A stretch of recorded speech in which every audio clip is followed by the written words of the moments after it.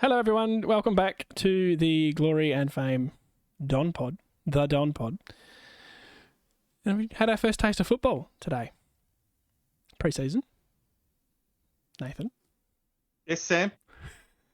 I was pretty excited. I must admit, I was working during it and just really quite focused on it and avoiding a lot of other things I should have been doing. I apologise if my manager is listening right now. It seems unlikely.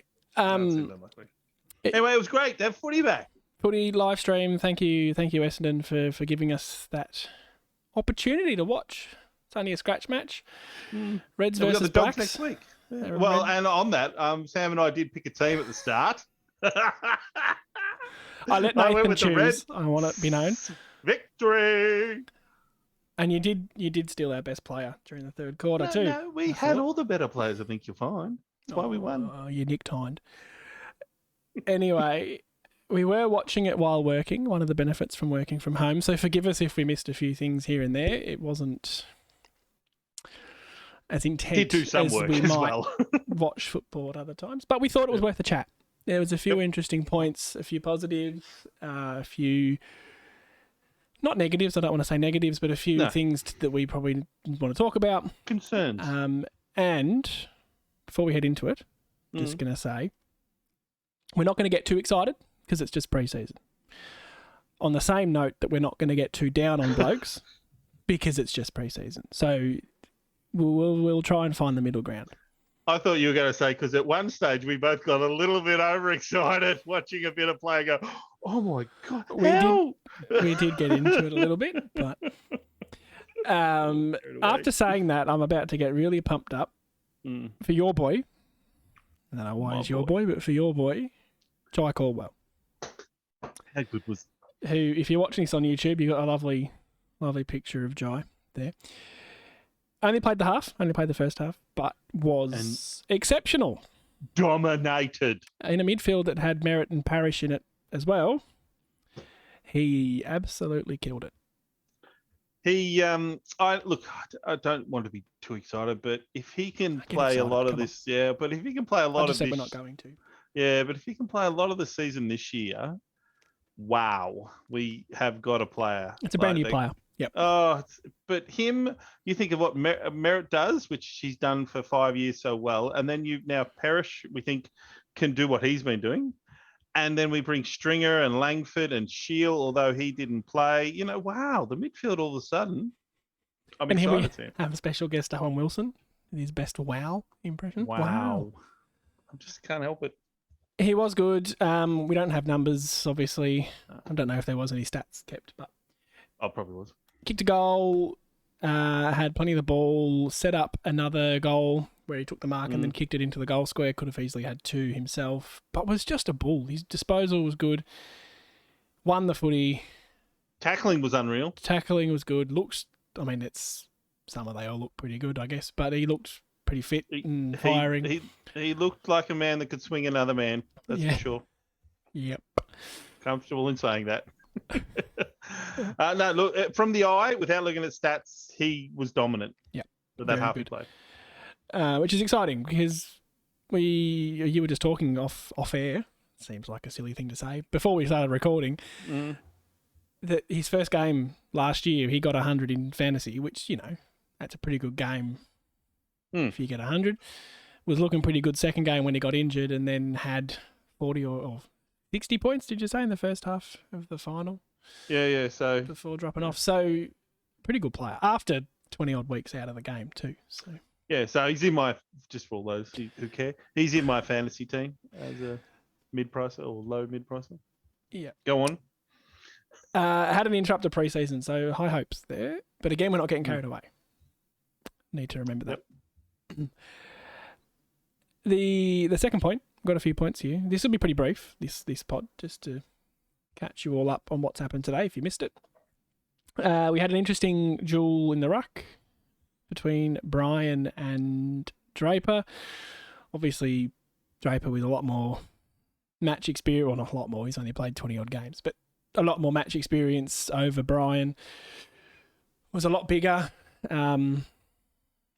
Probably won the battle a little bit had a few shots at goal. Draper wasn't brilliant because his kicking is still questionable. But it's an issue. He's kicking. Like it will hold him back if he doesn't sort it out to be an elite ruckman. That will be that's holding him back. He's got everything else. He marks the ball well. He's physical. He's athletic. He's got great perception of the game. Seems to know where to be. But is it a little bit of an awareness thing? I think very right at the start he got a free kick from the ruck contest, maybe even the first bounce, and he decided to kick when he had guys run past. Is it just that he needs to be told, "Hey, Sammy"?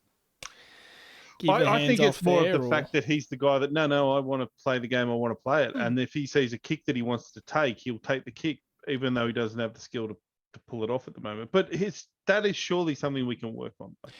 You'd hope so. I get in the forward line. I get it's hard. You kind of got to take the shot when you're 40 out. It's pretty hard to pass off. But when you're in the middle with a free kick, you can handball, especially when you've got guys like Hind running past, who I think it was. Anyway, so he looked good. He looked good. I think the key bit of this battle was so did Brian. Well, the thing, and this is where Brian stands out to me, is that he's the opposite. Around the ground, he's not as physical, I don't think, as Draper, but he can jump. But around the ground, he's kicking and disposal, and he's handballing, and his decision making are really, like something to be. He's got some. He got the ball in the forward. He took a mark at about 55 or so out, turned and just kicked another beautiful little pass to someone about 20 meters away, and you're like, that's a guy 6'5". That's really nice football. I think that's a thing you get with a lot of ruckmen, and this isn't directly related to Draper at all. But you see it in Max Gawn, you see it in Brodie Grundy. They're good by foot for the most part. Gawn's, actually both of them are quite clean on the ground. And they have good awareness, good decision making. Whereas the ruckmen that might be really good tap ruckmen don't necessarily have the good kicking or the good decision making. And if you can kind of get most of them, you become a pretty good ruckman. You get all of them, you become the Grundys and the Gawns. It becomes elite. You become elite if you can get all that sort of stuff. And it throws my bigger question about, is it possible to play the two of them in the same team? And on the other flip side of that is if Bryant doesn't get time in the senior team in the next year or two, do we lose him? Which I think he's too good to be VFL. Yep. He will definitely be too good for VFL at some stage. He looked fine around the ground. It was a bit difficult to really comment because they're both on the same team. Try that again. They were on different teams. So they're playing against each other. I actually think I made a comment to you during it that it'd be nice to see one of them swap teams. Yeah. Just to have them play in the same side. But it didn't happen. But Brian showed enough around the ground in the forward line, or the forward half, that he can do that. I'd like to see him play as a forward and see what happens. The other thing I want to mention there is his ruck work, particularly late on. So it could have been a fitness thing for Draper. He used his body so much better than Draper, and was just a lot smarter in his ruck work, which is, work smarter, not harder. But just again, good awareness against a guy who's a lot bigger and vaguely more experienced against AFL level. A lot. But it's a good sign for the Essendon Football Club, though. I think that we've got two quality-looking young ruckmen. Where the future takes us with those, it will be interesting. But to me, they both look like they could play 200 games of football without a worry. Yeah. And I think you're right. He will get the opportunity to go if he doesn't get his go in the AFL, which I would cop that on the chin. It's not very often you end up with two guys in that position. That good. Next on my little list, it's a very high-tech list, is Dylan Clark.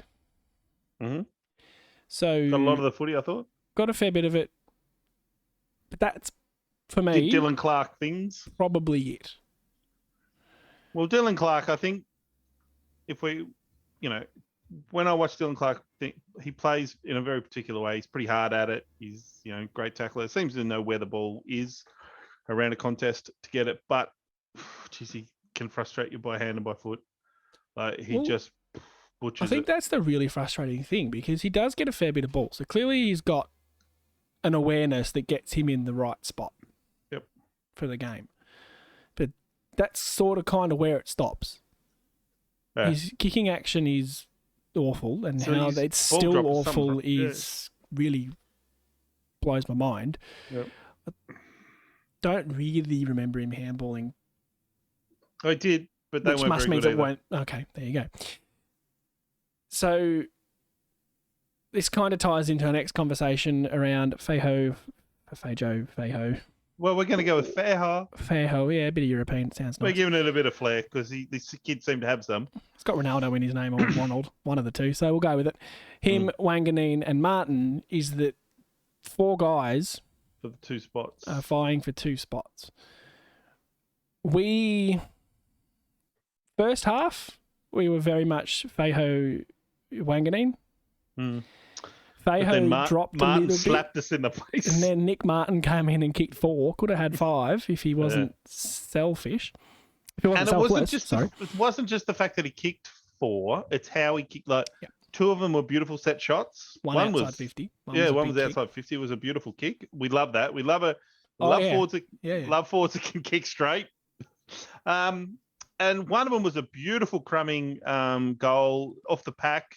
Running back with the flight, roved it. Yep. Roved it beautifully, ran into an open goal, kicked the goal. Love that sort of stuff. And then one, I reckon, one was just a... one was where he had a ground scrap with Stewart. Yep, that's right, yeah. We'll get into him in a little bit, but yeah, he was able to beat Stewart on the ground and then kick the goal. But the 2, what stood out too, was he led up to the ball a lot. Like he looked like a leading forward, which I like. And I would have probably thought I don't know how much of the second half, but definitely a lot in that last quarter, he was almost playing on a wing. There was shots of him up there with... one, where we commented that he was heading back to with the Hurd wing, on the wing. So, look, 190 centimetres, 90 kilos.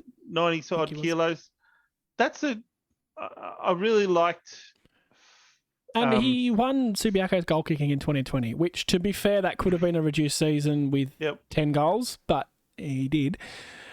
But he looks I like Fejo, but he looks a bit small still in the frame, whereas Wanganeen I prefer over those 2 who look like similar style, crumbing, creative sort of football players. Yeah. Whereas I thought Martin gave us a different option as a taller, leading, still be able to crumb forward. And then if you throw Clark into that mix, who's more of a midfielder. Well, this is the problem. We know what we're going to get from Clark, and it hasn't been good enough. And I didn't see anything today to suggest he's improved out of sight in any facet of the game. No, exactly. He's still the same Clark. Yep. Whereas don't love the footy, butchered it all day.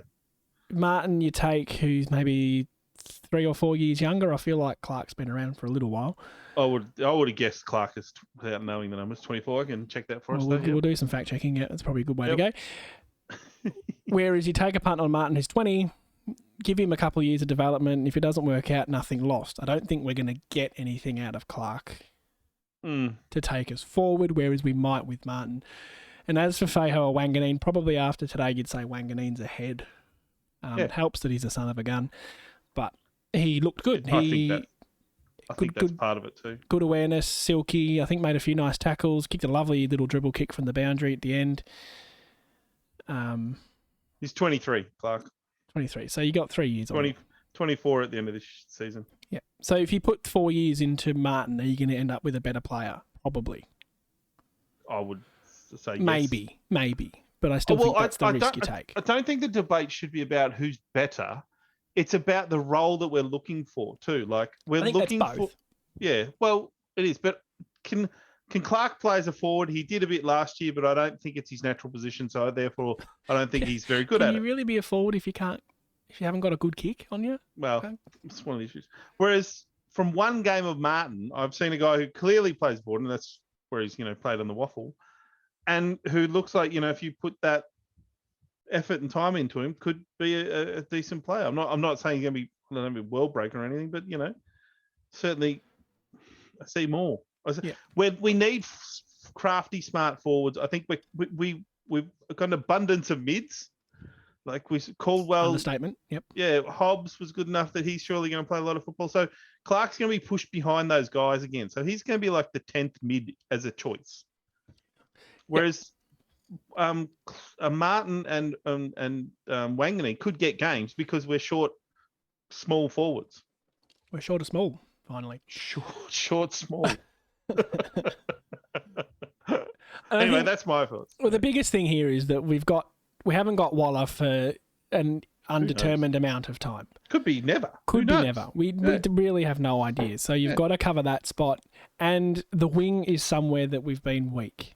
Or we haven't had a winger apart from Langford. Langford's got one of those wings. Yep. They tried Cox, and it didn't seem to stick throughout the year. So, but he looked all right in this game. Like if we were to move on to him to talk about, then I could see. Well, yeah, my next point is positional stuff. So the first thing we noticed was Waterman was in the middle from the get-go. Yep, which is something we've heard about, that they're trying to push him into maybe being a midfielder, which is interesting because, again, would he push Clark out of a spot? I don't know. Well, I mean, Waterman, I don't think I can recall him having a touch in the middle. He ended up playing forward. He got moved. Whether that was always part of the plan or not, he really didn't have an impact as a midfielder. He was probably have a lot of impact. One game, and it was the preseason game. Caldwell did dominate, and they were on the same team, I want to say.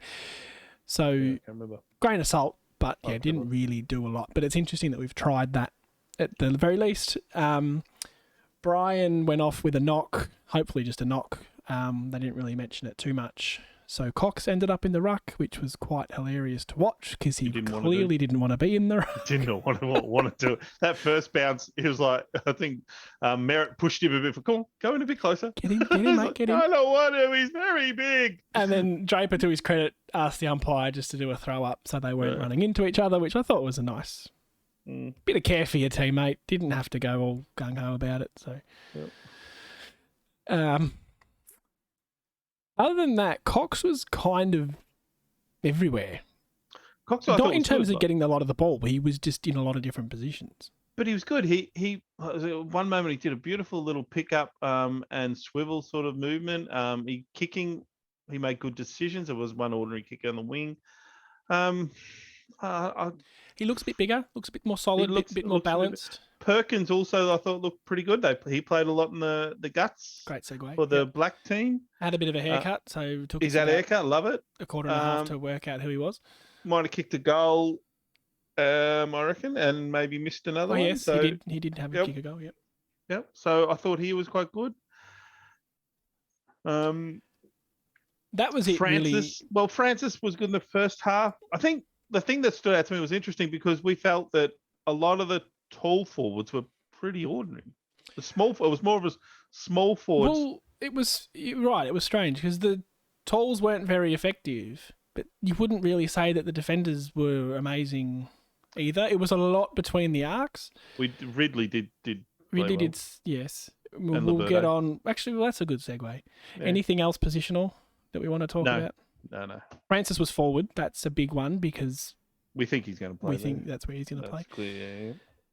So my next little dot point is the defensive aspect. Now, this is one very specific passage of play that we wanted to talk about, but as a whole, as you said, Ridley was good.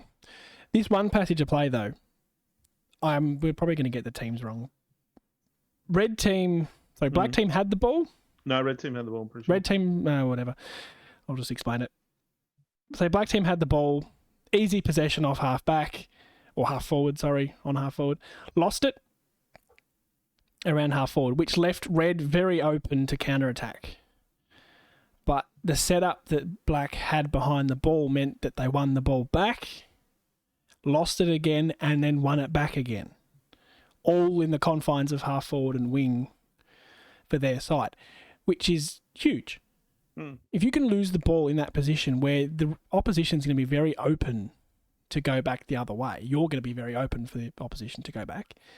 Yep. To win the ball back twice, and I don't remember how that play ended up. I think black ended up kicking a point. But what they did was that midfielders defended the ball on the wing, which and stopped a running team that had clear possession, and that chain of handballs was just beginning, and they shut it down twice, which that's a great sign. Now, I know we're just playing each other, so, you know. But it shows a defensive desire from the midfielders, exactly. which I don't think we've necessarily seen a lot of. I wouldn't say so, As an offhanded comment. Das sort of does. Merritt tackles a bit, but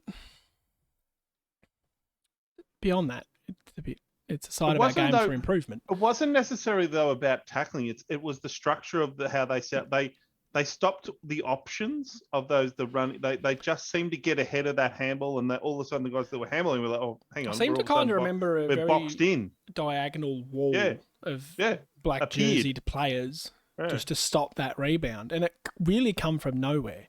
Yeah. And we talked about this either in our review of last year or in the Best 22 game. They were like months apart. I should know the difference. If we can improve just 10% on our defence, in terms of game scores from last year, we'll win like 4 more games. Well, I think we were one of the easier teams to score against from midfield, from not centre bounces, but from, say, around the grounds clearances and stuff like that. So we weren't very good at that. I don't think that was one of our better stats. We were very good at scoring from centre bounces in the end. But we also got scored against a lot that way. We conceded heavily going back the other way, yeah. So that's something they're clearly working on, which is great. I think the defensive part of the game is... What's your comment? What's your quote? Sir Alex Ferguson, Manchester United legend, said, attack wins your games, defence wins your titles. Yeah. Which, for me, stands true. Yep. Melbourne's forward line last year was pretty... they were good, obviously, to kick winning scores, but it wasn't a brilliant forward line. Ben Brown, Tom McDonald, that's not brilliant players. No. Their defence, Stephen May, Lever, and all the smaller guys. I'm sorry, Melbourne, I don't know your backline that well, but those two in particular were all Australian defenders, and is what won them a grand final. Well, I think they were the lowest scored against. The stats show that they were the lowest scored against, or second lowest against team. We've been a high scoring second team. Highest scoring. So that's what you have to do. You have to be in the top 3 defending, 3 attacking to be in the good quality teams. We looked at it again. Would I be right in saying we were top 4 for scores? Sorry, we were top 4 for scores for. Yep, we were. We were quite poor. Yeah, we were quite poor in scores against. Yeah. So, and that's... We were the only team to lose like 3 games, I think, where we scored over 100. Yep. So it's no surprise that we've got this defensive, or we're trying to get this defensive focus, because our coach is a backman. Yeah, that's going to happen. True. He is going to have a slightly more defensive focus than others. He probably sees the game from that side. We've talked about this. All the good coaches out there have back pockets, just about. Not all of them. Not all of them, but a lot of them. Hardwick, we come to Clarkson. Conclusion. Come on, name one more. But there was 2. We could say Sheedy. There's 6 flags in the last 10 years in those 2. So, I mean, that's something. But yeah, you look at the best teams in the comp and you go, that's what we have to emulate. We need to get better at stopping scores. And to be honest, that whole emulate them makes me think about what Melbourne had, and that pushes me towards that Nick Bryant thing, but we won't go there again. Who else stood out for you, Sam? Any other players you want to mention? Well, not in terms of standouts. But any players you would like to mention? Well, I want to talk about Hobbs, Lord, and McDonough. I'm not going to call him McDonough, and if I do, I apologise. It seems harsh. Hobbs, all 3 of them, to be fair, looked like guys in their first games. McDonough, I didn't really notice, which my motto with defenders is that's a good thing. If I don't notice you're doing all right. I saw him do a few kicks. He kicked the ball in a few times from points. He had a couple of kicks along the wing. Nothing overly that stood out to me. I would have thought at the moment he'd be a VFL. He'd be probably in our VFL list. He's not pushing out the 6 that we think are ahead of him. He didn't do anything to force any position. Because Kelly didn't play. But Kelly didn't play. It is very early. Kelly didn't play. I didn't get the reason for that. I'm not sure, actually. They didn't mention it. Lord, I actually thought did a couple of good things. He's long-term. He's not playing... No, he's only a kid. Straight away. he's got a lot But he's of development. got a But he good looked physique on him. to have reasonable awareness and actually had a Yeah. fair bit of the ball from what I 100%. can recall. Didn't do anything horrible with it. No, I had no problem with him. And Hobbs, I mean, to be fair to the guy, he's playing in the midfield against Merritt, Parrish, Caldwell, McGrath. Like, he didn't set the world on fire. He wasn't awful. I think when he had the ball, he did okay. Probably a bit slow in his decision making just to get rid of it sometimes. Got cleaned up by someone. I don't remember who. Oh, there was I reckon it was Clark Yes. Clark or Guelphy. Clark or Guelphy, one of those two. I'm not sure. Who it was. It opened himself right up and got whacked in the ribs. Got up. That's a good trait. I like that. I tell you, for me, I thought I didn't see a lot of him in the first quarter. I saw a lot more of him in the second half. He looked a bit nervous and sort of things like that. This is starting to get towards the real stuff. He'll have another hit out. We'll see him again next week against the Dogs. Against I opposition, imagine. proper opposition. Proper opposition would be great. And then I don't know if there is another game before that. I'm not sure. Because that's not classed as a practice match next week. There's two practice games, so we Yeah, should so have there'll be another should one. have a legit one. So I still think he's in the hunt, but yeah. And that Bulldogs game, interestingly, is at the Hangar. Yeah. That's at so it'll be Marine. streamed in a similar way, and then we must play. I think we play St Kilda, but I'll check that. We really should know this. We should. So all in all, nothing of great concern there. Nothing that Hobbs did made me sort of go, yes, he's going to be in our starting 22, but there's a lot of water to go under that bridge, even though we've already talked about it. There's a lot to happen, but there's probably 3 or 4 guys vying for one spot in the midfield, so he's a part of that. And on that, the guys that didn't play, Stringer, Langford, Shield, Kelly we mentioned, Tip and Woody's probably not going to play. 3 of them are walk-ins back into that team. Kelly, I assume, probably all 4 are actually walk-ins to the team, I would assume. We talked about this, didn't we? Where Kelly was brought in for a very specific purpose, which leads you to think he would start. It's probably why the guy like Martin kicks 4 because we don't have a guy like Kelly to play on him. On the small. It's 100% why. Yep. It's good for Martin, but if he'd had Kelly, he would have been so good for him. Yeah, it's probably why so many small forwards kick goals. It's probably not the worst thing in the world that you've kind of said there. Yeah. One more on that. I was really disappointed not to see Shield. I'm a critic, but I was really keen to see what he looks like now because apparently he's been, I use the phrase because it's ironic, but training the house down. He's looked good pre-season, so it was a bit disappointing not to see him. Very minor though, so hopefully we'll see him next week against the Dogs. Couple of the Debbie Downer stuff. Again, I'm not going to go too hard on them. It's just a pre-season game. Peter Wright was frustrating as buggery. Could not hold a mark. Had one shot at goal that I recall that he missed. Frustrating day for him. But his hands were just ordinary. Yeah, he was just ordinary. Spilled everything. Yeah. Didn't do a lot in the ruck, I don't seem to recall. Maybe in the forward line, but didn't do an awful lot in the middle.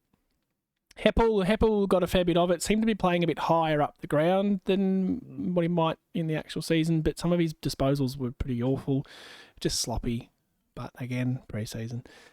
And I was probably most disappointed in James Stewart. I mentioned it earlier with the Martin goal.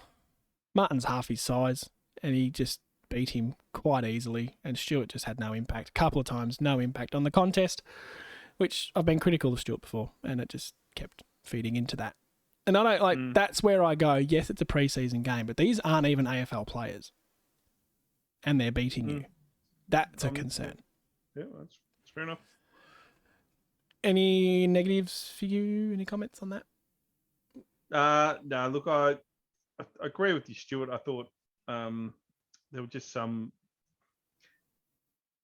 I don't know if it was a preseason game, but I would like to see a little bit more just energy from him in the contests and a few things. But I don't want to. I'll give it a bit more time before I'm too frustrated. And that's what we said from the top. It's just we can't get too excited. We can't get too down either. Yep. All right. We'll wrap up then. It's getting close to the half an hour mark. Anything else? Any other comments? It was interesting that Truck didn't coach. It was Gia against Carosella.